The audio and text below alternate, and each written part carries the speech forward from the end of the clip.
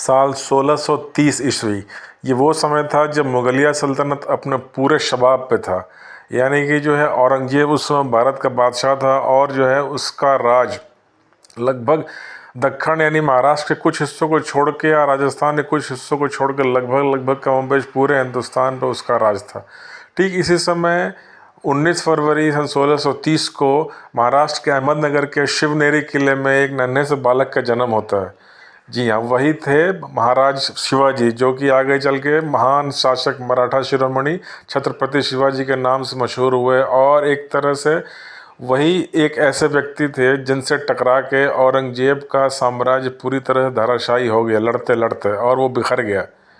तो सन 1630 में उनका जन्म जब हुआ, उनकी माता का नाम था जीजाबाई और उनके पिता थे शाहजी। उनके पिता दरअसल उस समय बीजापुर के रियासत में एक सैनिक कमांडर थे, और लगभग हिंदुस्तान में हर तरफ इस्लामिक राज था। नॉर्थ में औरंगजेब, और जो है एक थोड़ा सा अगर महाराष्ट्र का पुणे नासिक वाला क्षेत्र छोड़ दिया जाए तो उसके अलावा फिर उधर भी साउथ में पूरी तरह से एक तरफ बीजापुरी रियासत थी, बीजापुर की आदिल शाही रियासत कहते थे उसे, उधर गोलकोंडा, उधर निज़ाम हैदराबाद, और इस तरह से चारों तरफ से घिरा हुआ था इस्लामिक रूल से। और इनके पिताजी जो शाहजी थे वो भी जो है आदिल शाही हुकूमत में यानी कि बीजापुर में एक तरह से एक फौजदार थे।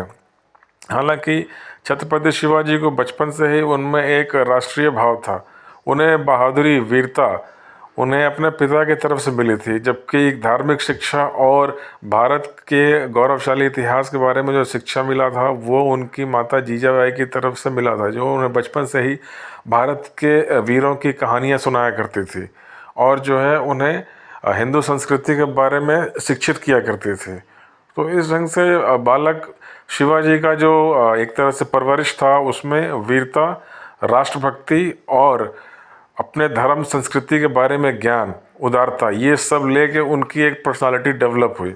और विशेषता क्या, बहुत से राजा महाराजा हुए, संघर्ष भी हुआ मुगलों के साथ, लेकिन अधिकतर लोग पराजित हो जाते थे। शिवाजी इतने लंबे समय तक संघर्ष करके इतनी बड़ी बड़ी शक्तियों के साथ कैसे विजयी रहे अंत तक, इसके अगर कुछ विशेषताएं देखी जाए, इनमें कुछ कारण देखे जाए तो साफ साफ नजर आता है। सबसे बड़ी बात, शिवाजी में एक राष्ट्रभक्ति कूट कूट के भरी हुई थी। उसके साथ ही जो है एक युद्ध कौशल, जैसे कि चाणक्य नीति में लिखा है, शत्रु को वहां मारो जहां वो कभी उम्मीद नहीं कर रहा हो, उसे उस जगह घेरो जहां वो सबसे अधिक कमजोर हो। युद्ध में शत्रु को परास्त करने के लिए छल करना हो तो वो भी जायज़ है। यदि धन का उपयोग करना हो, लालच देकर दुश्मन को खरीदना हो तो वो भी जायज़ है।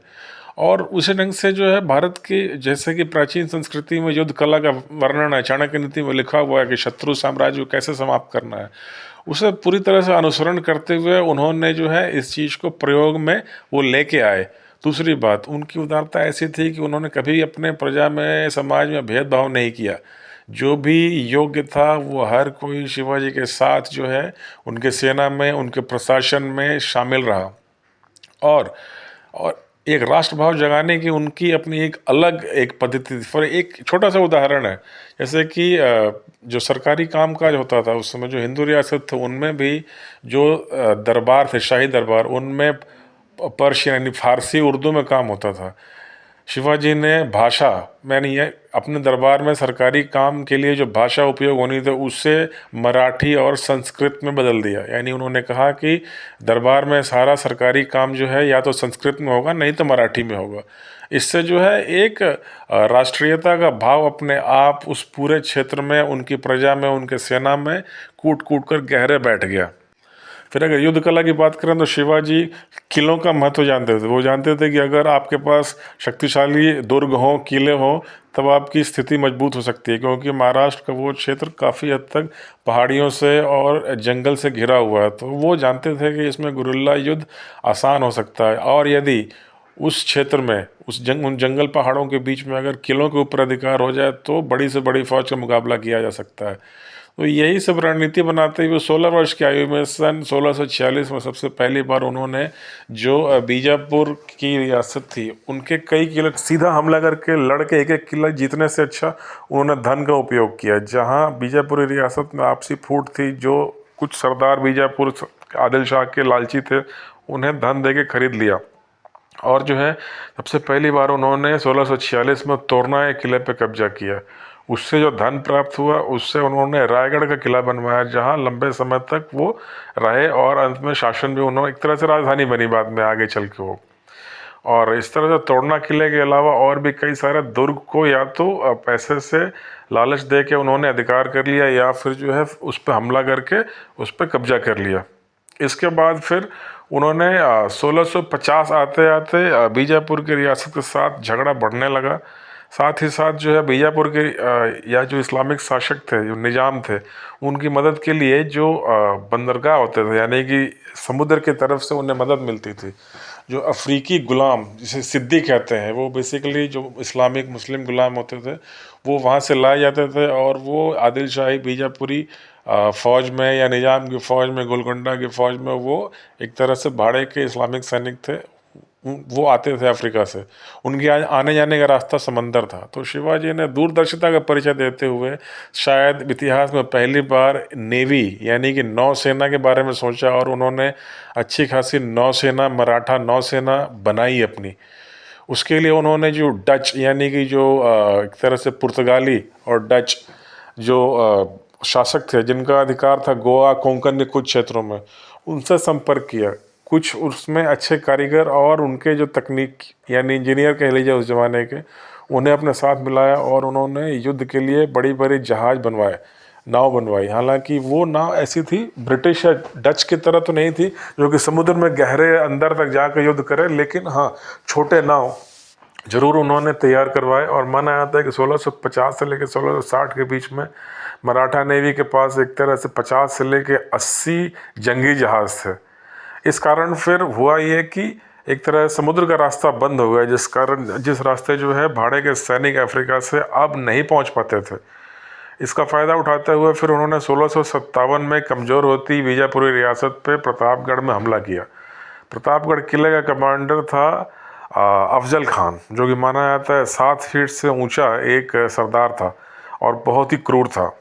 उससे फिर भेजा आदिल शाह ने शिवाजी को हराने के लिए। अफजल खान शुरू में युद्ध में पराजित हो गया, पीछे हटा। उसने फिर चालाकी करते हुए शिवाजी को बातचीत करने का न्योता दिया और उसका इरादा था कि शिवाजी की हत्या कर दी जाए।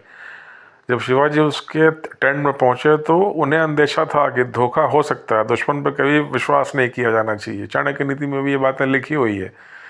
तो उन्होंने अपनी पीठ पे एक तरह से कहते हैं कि ढाल पहन रखी थी और सीने पे भी ढाल पहन रखी थी और छुपा के एक जो बाघ नख होता है, एक तरह का औजार जो कि पंजों में पहना जाता है और उसमें आगे बिल्कुल नुकीले धार निकले होते हैं, वो छुपाया हुआ था। पीठ और सीने पे ढाल लगाई हुई थी कपड़ों के अंदर।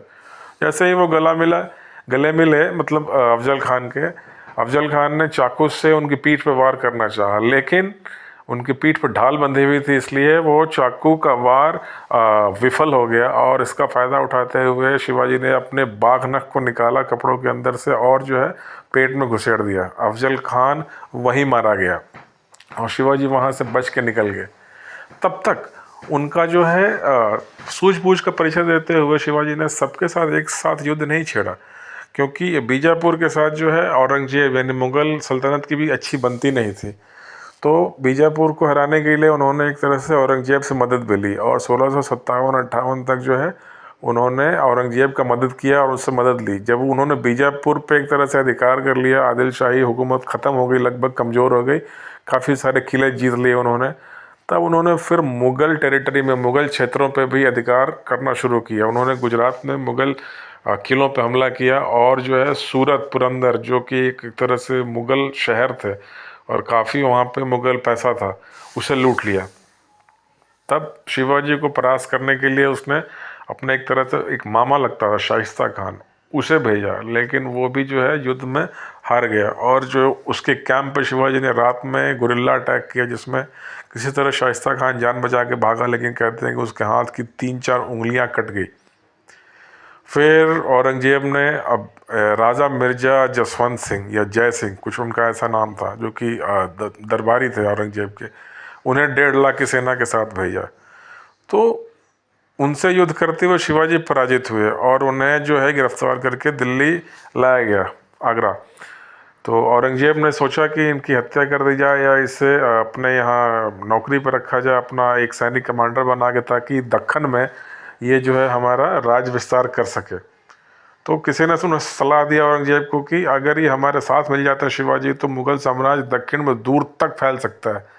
ये सोचते हुए उसने शिवाजी को कैद करना उचित समझा कि कुछ दिन के बाद जो है ये हमारे लिए काम करने को राज़ी हो जाएंगे। लेकिन आगरा में उन्होंने अपनी बीमारी का, कैद खाने में रहते हुए बीमार होने का बहाना बनाया, और एक रात जो है वो उन्होंने कहा कि बीमारी के समय हम लोग ब्राह्मणों को दान करते हैं, गरीबों को खाना खिलाते हैं, तो फलों की टोकरी हम उन्हें दान करना चाहते हैं।